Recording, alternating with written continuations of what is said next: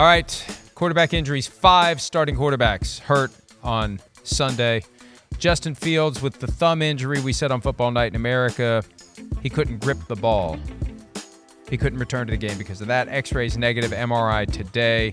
There are reports of a dislocation. I assume if it's not broken, that's the issue. It gets flopped around, and ligaments may get... It's tough. Ligaments may be damaged as the thumb's the most goes important out and back in. Hand or finger on the hand for the grip of the football. Is the thumb a finger? Well, I guess it isn't not technically that, but look, he tries to shovel the ball. Look at his thumb. You can see his thumb goes below as he tries to shovel the ball, and it looks like it gets bent in the wrong direction. Clearly in pain, and anytime, you do that thing with your thumb, like sometimes I'll be trying to, and it just kind of gives. Oh, it's painful. Very painful. Doubt.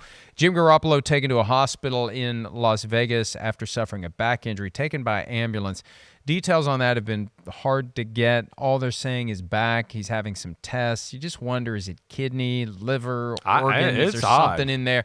It doesn't look like a devastating hit, but somebody got him on the side, and there isn't a whole lot of protection there. You see where he's reaching. Yeah. There's a lot of the body that is kidney-ish, doesn't have padding, right? And it doesn't take much. You're getting hit at full speed or close to it by a very large, strong man.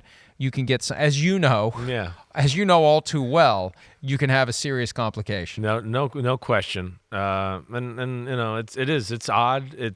We're not sure what it is. I mean, is it back spasms? Did he knock a disc out of place? A herniated disc? Kidney stone, maybe. Okay. It could be a lot of different things. Maybe he came over my house and got COVID. You never know. Yeah. But yeah, the Raiders, hey, good job gutting it out without him, certainly. And this is what we kind of know with Jimmy Garoppolo. Like, I had somebody last night go, why weren't the Raiders better prepared, right? They knew Jimmy Garoppolo's got an injury history. Oh, absolutely. And I listen, they did sign Brian Hoyer.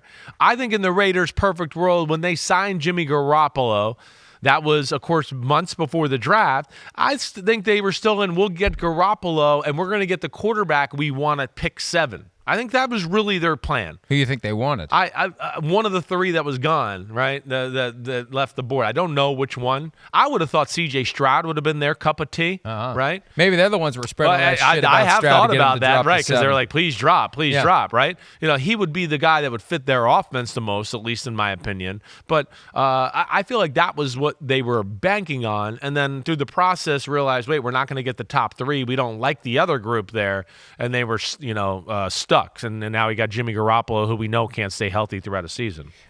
Trevor Lawrence, knee, he mentioned it after the game. Late in the game, right? Yeah. Landed on it, bruised, maybe, right? Getting it checked last night. Here we go. Here's the thing. They play Thursday night. Excuse me. Yeah. Thursday night in New Orleans. So there's urgency to get this thing ready to go. Chris. Yes. So sorry, I didn't know if you were going to finish there. I didn't know. Well, you were burping or swallowing or something. I didn't know. But yeah, you watch that play there.